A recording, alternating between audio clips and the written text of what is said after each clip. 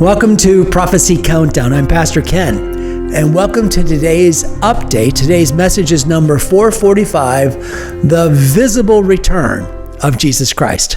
On Wednesdays, our prophecy updates premiere at 11 a.m.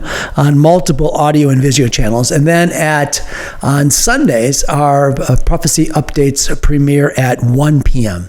We welcome your comments, your questions, and any ideas you may have for future episodes.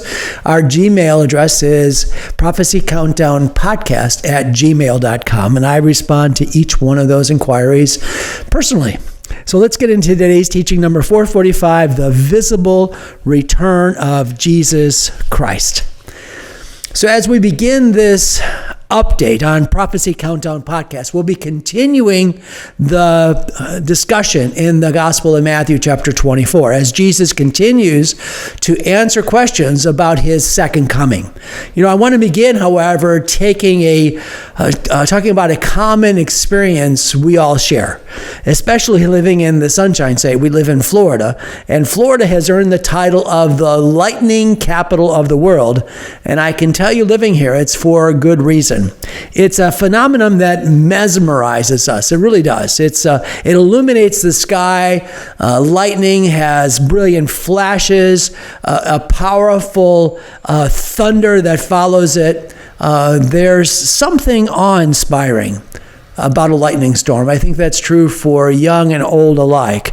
It's unpredictable, yet it's captivating. We can't help but gaze in wonder as streaks of lightning flash across the sky. And isn't it true?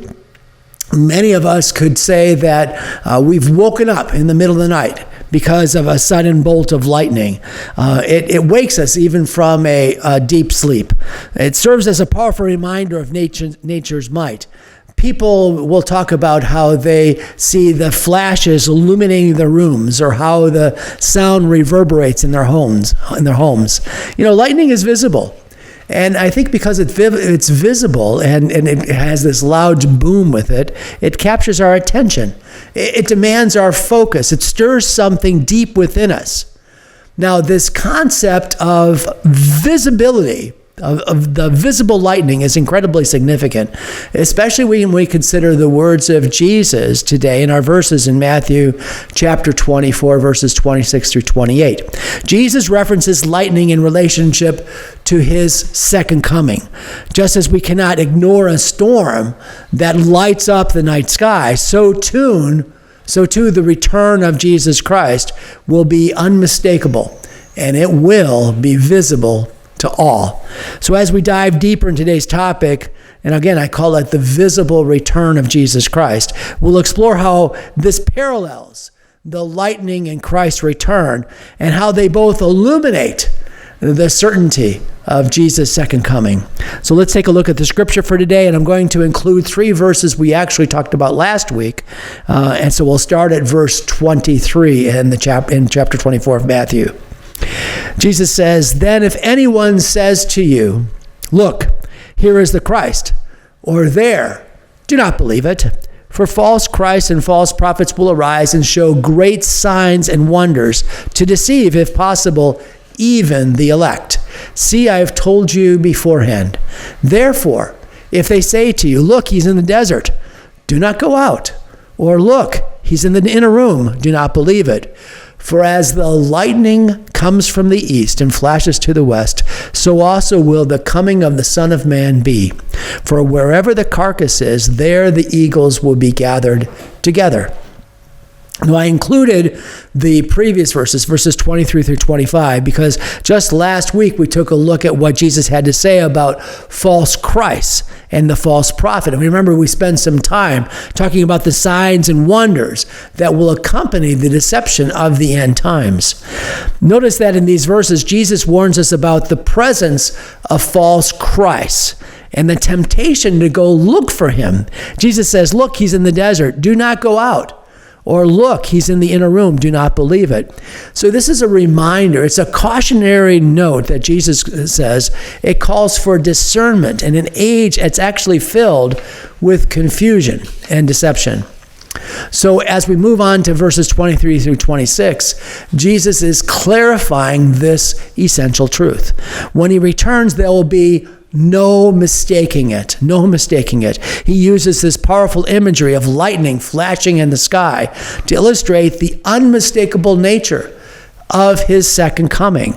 Just as lightning lights up the darkness and can be seen for miles in every direction, so too the return of Christ will be evident to all.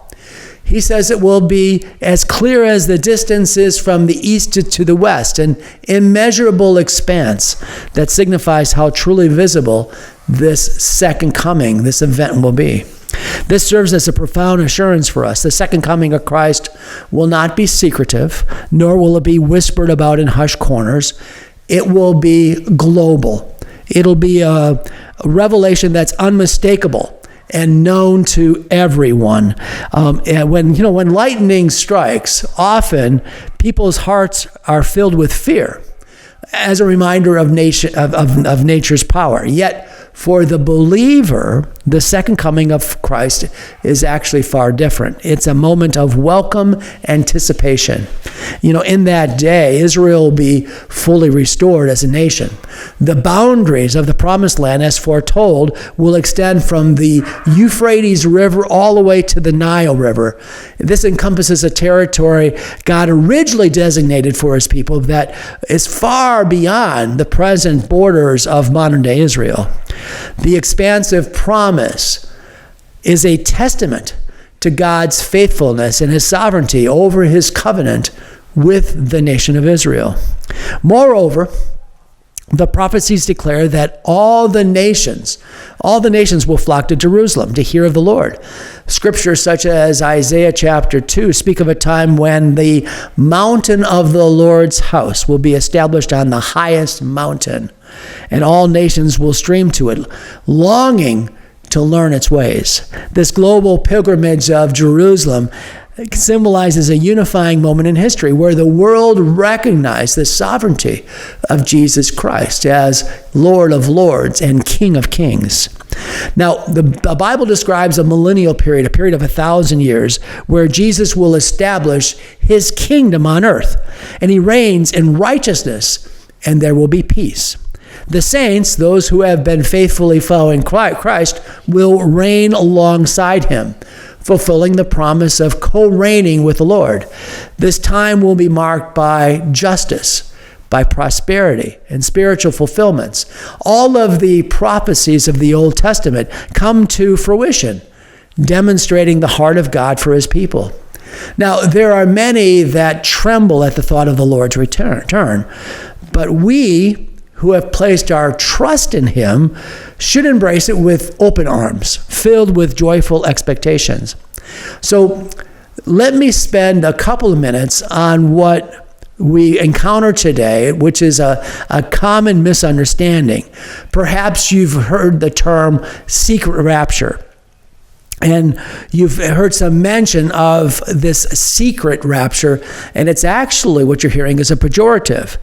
It's a negative way of looking at what we know as the rapture of the church, as many don't embrace what we know as as true prophecy and what we know as the blessed hope. Some assert this idea because they approach verses like 1 Thessalonians chapter 4 and 1 Corinthians chapter 15 that speaks specifically about the rapture of the church, and they embrace it as a non-literal interpretation. However, again, this is what happens, is that a careful reading of these passages reveals a profound distinction between what Paul talks about in 1 Corinthians 15 and 1 Thessalonians chapter 4 and what the book of Revelation describes as the second coming of Jesus Christ. You see, first we will have the rapture, the coming of Jesus Christ in the clouds for his church. And then at the end of the tribulation, we have Jesus coming, descending to heaven, landing at the Mount of Olives. Now, in the rapture, articulated in 1 Thessalonians and 1 Corinthians, Christ comes for his saints, meeting them in the air. This moment is a gathering of all believers, those who have died in Christ, which are resurrected first, and then we which are alive are to be caught up together That word, by the way, is harpazo, and it's translated to be caught up to be with him. This event is intimate. It's personal. It's designated for his church, the bride of Christ. Conversely, the return of Jesus to the earth mentioned in the verses today, where Jesus talks about lightning traveling from the east to the west, and also in the book of Revelation, is a dramatically different event.